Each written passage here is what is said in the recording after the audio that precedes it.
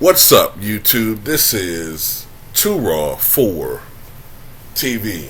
Alright, so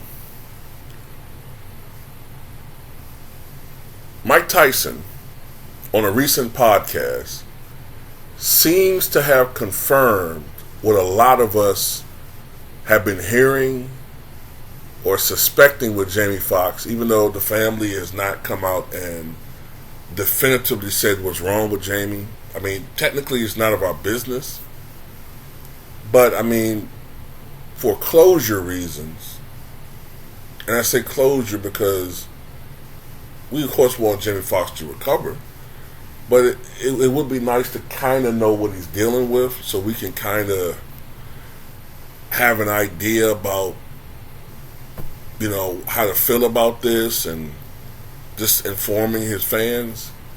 But anyway, the speculation is that he's had a stroke. Mike Tyson, in a recent interview, and I'll put a link to this article in the pinned comment in the comment section below, Mike Tyson seems to confirm this. So he says that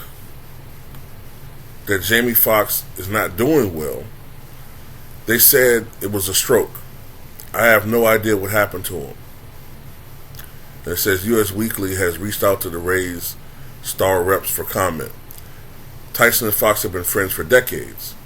In a past interview Jamie Foxx gave with Scream Rant, he said, I started hanging out with Mike Tyson at 21 years old. So that would be 1988, 89. So, you know, that seems to be the consensus that he's had a stroke. And that would explain why he's in the facility that he's in right now. Somewhat long-term rehab facility. I mean, it makes sense that that's what's going on with him.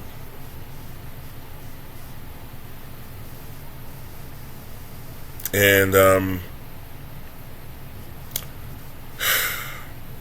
you know, sometimes these things come out of the blue, man. They happen out of the blue, and, you know, it can happen to someone who's young.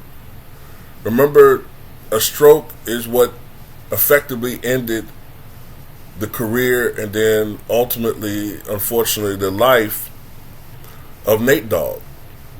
Nate Dogg was only 41 years old when he died of the complications from that stroke. Only 41 years old. And I think he was only in his late 30s when he had the stroke. So sometimes these things can come in youth, as young as in their 20s. Now, normally it happens to people who are older, but as we become a more overweight, sedentary society, more prone to hypertension, a lot of people are untreated hypertension, I think you're going to start seeing more and more of these things. And with Jamie Foxx, from what I've read, you know, he appears to be a very healthy guy, but, I mean, there were rumors about him. There were rumors that he had untreated hypertension for a while. That he was, you know, there were some rumors that he was a hard partier and had been kind of partying a little bit hard.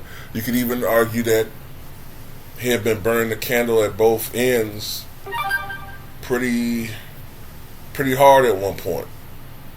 You know,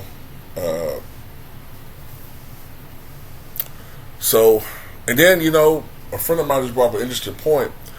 You know, a lot of these, you know, reports of Jamie Foxx having all these outbursts on the set of his latest movie, oftentimes a rage or a hair-triggered temper can be a symptom of out-of-control hypertension. So these, like I said, these are things that you gotta, if you have high blood pressure, man, just make sure you treat it. Just make sure you treat it, man, because it doesn't make any sense to not get this thing under control. Now, sometimes you can get rid of it with diet and exercise, but then there are some people who just are genetically, unfortunately, prone to hypertension, and they may need to take medication. And, it can be a hassle taking it. But if your blood pressure is consistently high, no matter what you do outside of medications, then you might have to consider medications. If diet and exercise isn't getting it low enough and you need the assistance of medications, then by all means take it. Because it's not worth having a stroke or a heart attack or kidney failure. But anyway, I just wish him the very best, man. Tell me what you guys think.